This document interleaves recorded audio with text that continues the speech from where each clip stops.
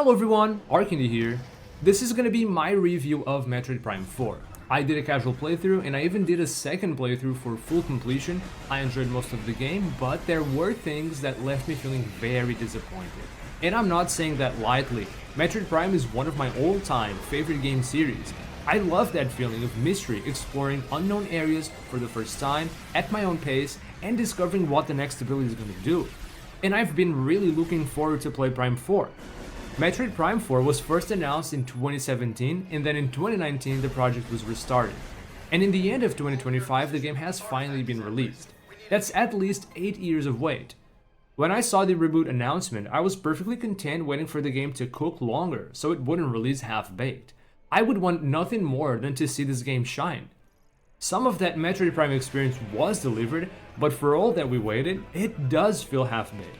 But hear me out, because I have both good and bad things to say about the game. Oh, this feels so bad. This feels so bad. It's like the cursor is getting pushed beyond the screen, so you have to rotate back out of the limits. Oh man, that feels pretty bad.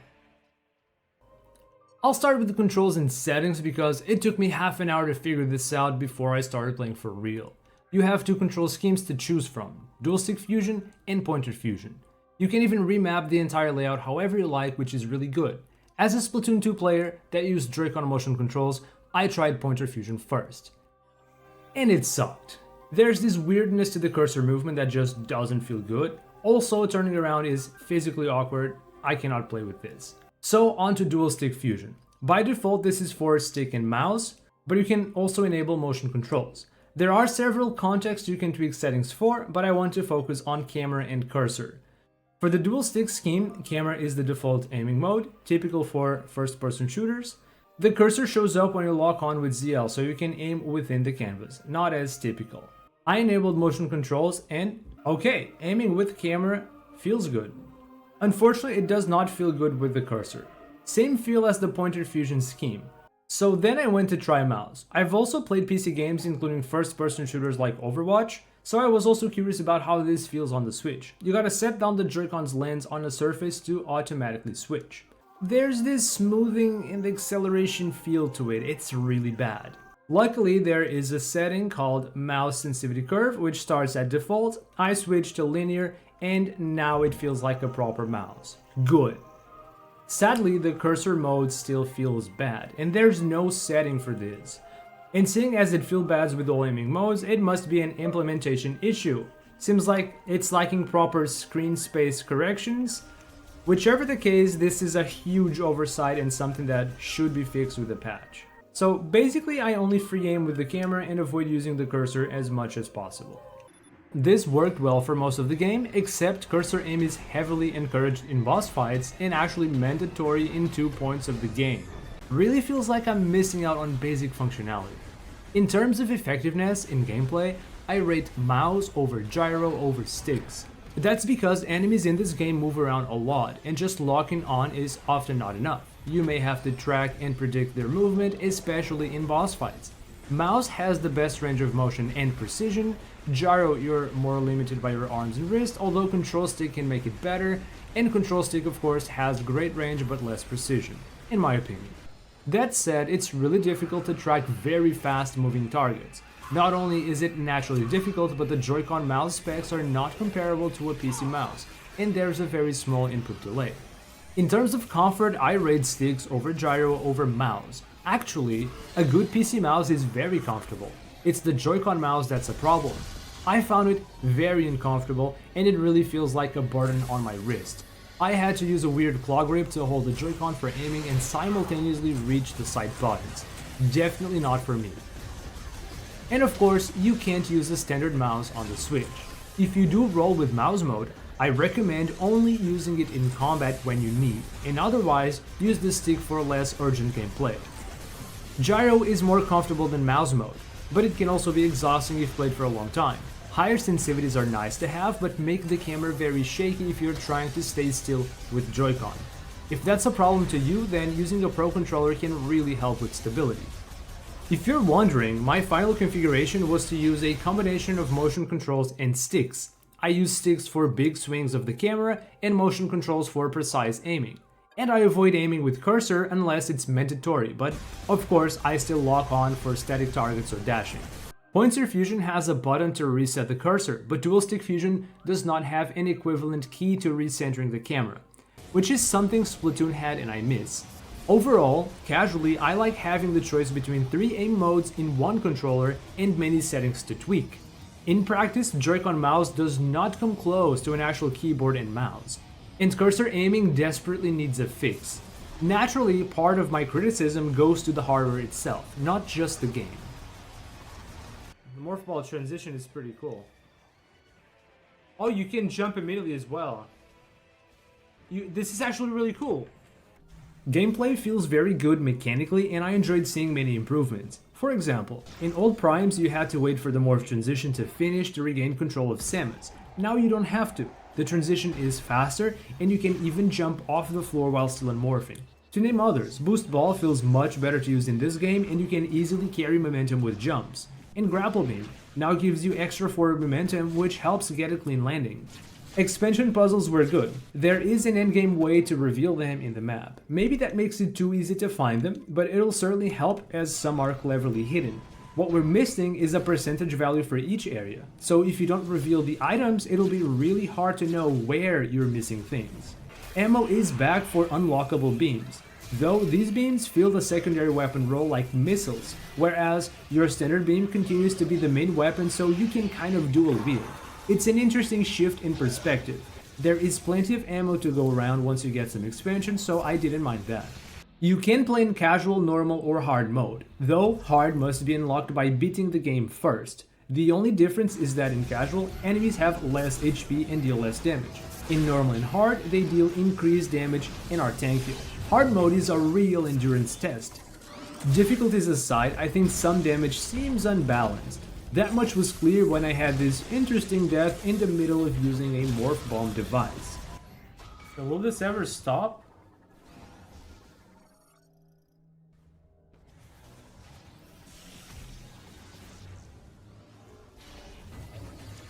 What? Huh? That is... Load save? You only get checkpointed for bosses or when loading sectors, so be careful and don't go too long without saving. I thought the boss fights were mechanically good. Overall, you'll have to figure out their patterns, which weapons to use and when, and that was great. Some bosses you even get to fight on the bike. It was actually nice, even if a little clunky. Bosses are built around locking and cursor aim. I mentioned that before. However, some bosses really do move around a lot. One particular boss moves in circles around you in some phases, and it gets kinda sickening in a prolonged fight, more so in hard mode. It wouldn't hurt to tone this down a bit, especially when this game does not have hit scan weapons. Also, yeah, one of the boss fights forces use of the cursor, and I had to change my configs temporarily for this one. Game supports HDR in 4K or 120 FPS at 1080p. Both are excellent options. Visuals are great in the sectors, there is a lot of attention to detail, great environmental design and atmosphere, the music is very good too and clearly draws inspiration from the previous titles. The desert, however, is really just sand with few landmarks. It is not impressive. Also, it plays no music until you either unlock it via achievements or use an amiibo. Players will spend a considerable amount of time in here, with only the wind blowing. Pay attention as there are audio cues for things like expansion packs or even story-related skins. As expected of a Prime game, you can learn a lot about your surroundings by scanning things. Basically, Samus winds up in the planet of the Lamorne. They look like the Chozo. These guys have found a new Phazon, which is green, messed too much with it, broke the planet beyond repair, and are practically extinct. So they task Samus with saving their legacy. Some scans are mandatory so that you can interact with various triggers, but lore stuff is mostly optional, so you'll only read it if you want to. I found much of the lore quite interesting, but unfortunately the main story leaves too many questions to be answered. Then there are the companion characters. Prime 3 also had support characters, but Primes 1 and 2 did not, and I still really enjoyed those games. So I think support characters are not strictly necessary to make a good Prime game. It's not that I dislike them in Prime 4, just there is little character development. They are used mainly as plot devices. You arrive at a new sector, meet with a new companion, they team up and assist you for a bit, and sometimes you hear their witty lines. They assist you in combat too, where you may have to babysit them with your psychic powers if they take too much damage. Not now, Kenzie. This is definitely the most enjoyable part of the whole game. The worst issue for me is that Samus is a silent protagonist. If this were a game with a customizable character, that would be alright, but Samus, as an established character, stays silent and only nods, while the other characters are voice acted. So cutscenes are really awkward, and it almost feels like Samus doesn't matter in the story. Now, even with scans and the little tidbits in the cutscenes, there isn't enough to understand what drives the main antagonist. The ending of the game, the final fight, none of it seems to shed enough light on the matter. Feels like a whole lot of half-baked storytelling. Let me make one thing clear. The sectors are not open world. They're still made of sequentially connected rooms with doors just like any other Metroid game. The desert is actually a hub connecting the sectors, and it's a large open area. And this desert is mostly barren with very few points of interest. You have the entrance to the sectors, you have these shrines inspired from Breath of the Wild, some Galactic Federation debris areas, there are a handful of expansions, but that's really not much for how large it is. I will say that I did like the shrines even though there are few of them. They do have optional but very worthwhile upgrades. I also want to note two types of linearity, linear layouts and linear progression. It's not uncommon for Metroid games to have linear progression. Usually, you're not able to progress unless you acquire the next intended ability. Outside of using glitches, sometimes there are intended sequence breaks within limits. Then the layouts. Sectors in Metroid games usually have lots of interconnected rooms, almost maze-like. What I'm trying to say is that Prime 4 has both linear sectors and very strict linear progression, and this does not play well with the open world aspect. Sectors are very linear and you get almost immediate access to the area map too, so there's little room for free exploration like in the other games. On your first time with the bike in the desert, Mackenzie says, "Congratulations! Looks like there's 3 keys left. Up to you to decide which one to go after first." and this would give you the impression that you can choose how to progress. But no, you can only ever progress if you visit things in the right order. So no, it's not actually up to you, and it's stupid that the game would even hint at that. So in the end, the world isn't exactly open and you're also not free to choose how to progress. By the way, every now and then you're tasked to drive back to the first sector to get Sir Engineer Mackenzie to upgrade your suit with new finds. Makes me miss Adam and the data download rooms from Metroid Fusion. There is a lot of back and forth driving and there is no fast travel, so you better learn to enjoy the desert.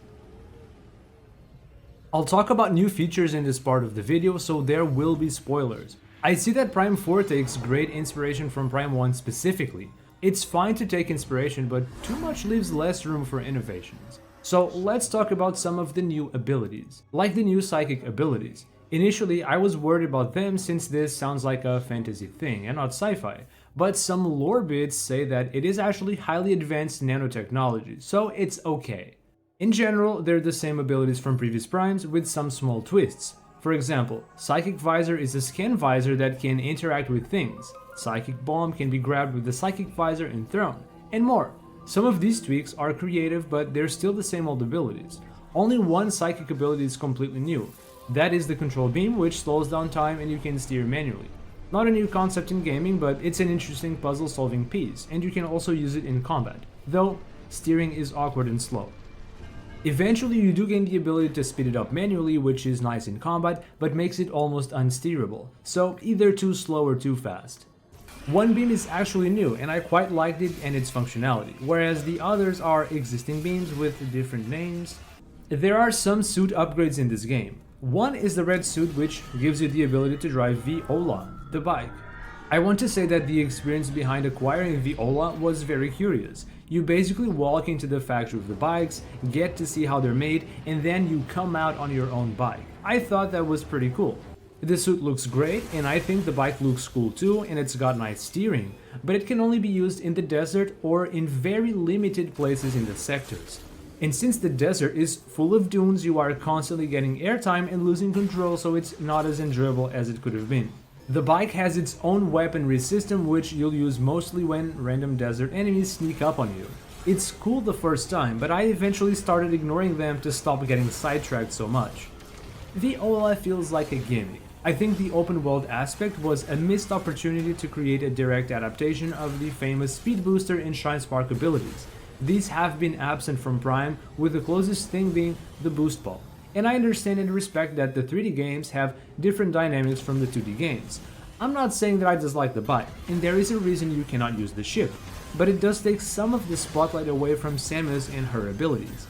There is also an endgame suit which gives you a neat ability. However, new suits don't actually give any defensive upgrades. Enemies that hit hard will always hit hard, making E-tanks more important than ever.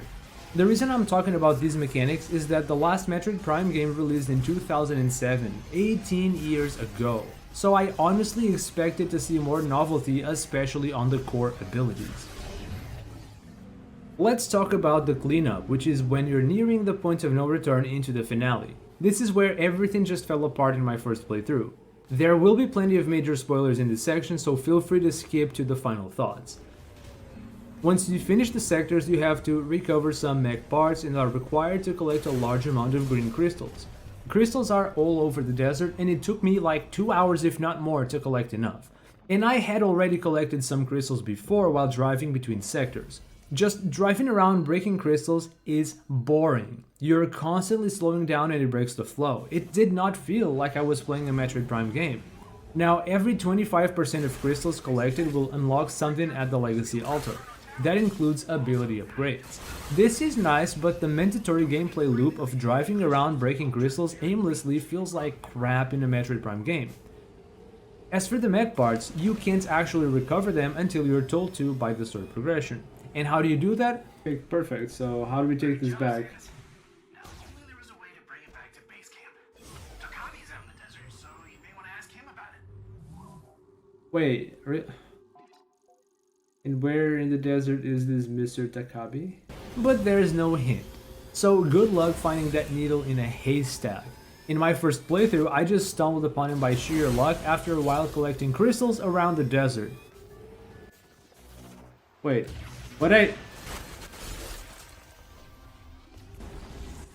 how was I supposed to know this guy's here? Dude is in the middle of effing nowhere. That made me super annoyed, because I had spent most of the game being spammed by Mackenzie with unnecessary hints. Man, I need to disable the tutorial part or the hints, because that's getting annoying. It's gonna be smaller stuff, but like... For the mine! I was trying to disable the tutorials, but this isn't tutorials, huh? The games of the Metroid Prime universe. When does this guy shut up? There isn't a single option anywhere to shut this guy up. You could just add a new sector that connects the other sectors, like... What do you mean, dude? Shut the hell up! Everybody left for the mine. You can meet them there. Everybody left for the mine. You can meet them there. So sick of this guy in the mines, man. Oh, here we go again. Have you ever heard about our Lord and Savior Green Crystal, Samus? Lord and Savior Green Crystal, Samus. Ever heard of that? And now that I could have finally used the hint, there is nothing. Then comes the final part of the story and boss fight. It was anticlimactic. There was no build-up, no surprise, no big reveal about what's happening and what we're doing, and I have some complaints about the boss fight. Since the arena is small and the boss large, sometimes positioning is awkward and hard to get a clean shot. You can lose the fight if your buddies die, so you have to babysit them. This happened in my casual playthrough. If multiple go down, you may not have time to save them all, so good luck. One of the boss phases forces the use of cursor. This would be okay if cursor aiming was working properly, but it isn't. And other than that, the fight actually does have some interesting mechanics. As for the story, still nothing. Once you finish the game, you're invited to play again to unlock all the gallery achievements. After I was done with my first playthrough, I also watched others play the game and learned about things that I didn't get to see in my playthrough. Then I went to do my second playthrough for full completion. Fun fact, a handful of log entries only have one opportunity to be scanned, and the game does not carry over your logs into a new game plus.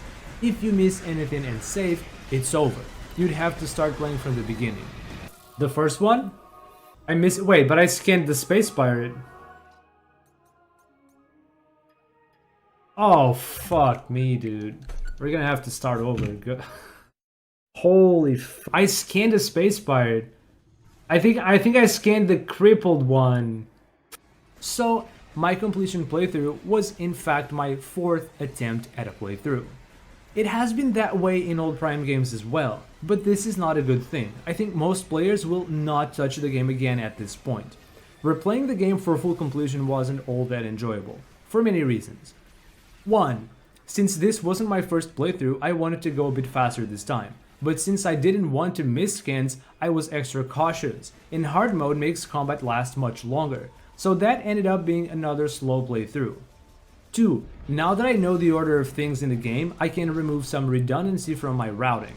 But there are no intended sequence breaks. Even as a casual player, I usually look for shortcuts and trick jumps, and I noticed there's invisible collisions just about everywhere. That was so boring. Look at Metroid Dread, they will lock some doors temporarily to block routes in a less intrusive way. 3. Crystals. You are forced to collect crystals again for the story. Now, I learned something interesting from the speedrun community.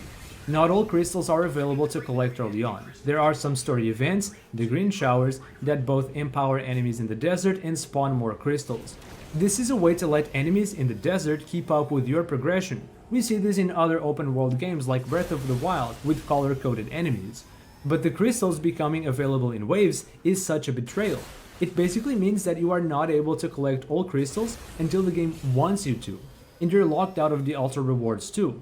So even if you go out of your way to collect crystals early, you'd still have to go back to the desert to collect more again when they become available later. This is not a good way to gatekeep open world collectibles. Now, you don't need every single crystal for the story. There are some more crystals you can still optionally collect after that. What does that get you? Green energy crystals have been successfully deposited? Is that it? Green energy crystals can continue to be offered until it becomes completely full. Oh, 100% collected. Cool. But the skin doesn't really get updated. It's supposed to say that it's full, congratulations or something, no?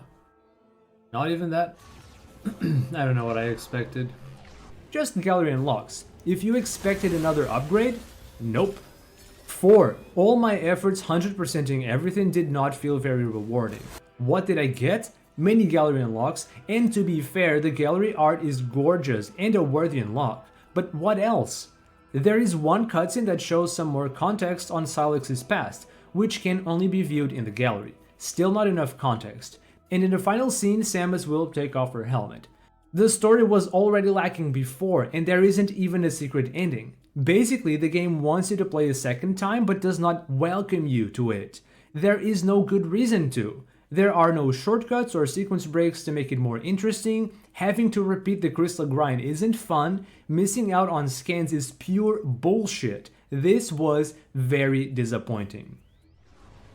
When I look back at my casual playthrough, I just think, damn, it's clear they had very talented people working on this game.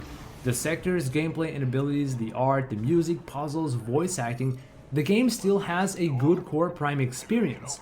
That is like someone came in and said, yo, let's add an open world and a bike so we can make an amiibo out of it, and the team kinda just had to force it into the game, and there's this clash of ideas and design.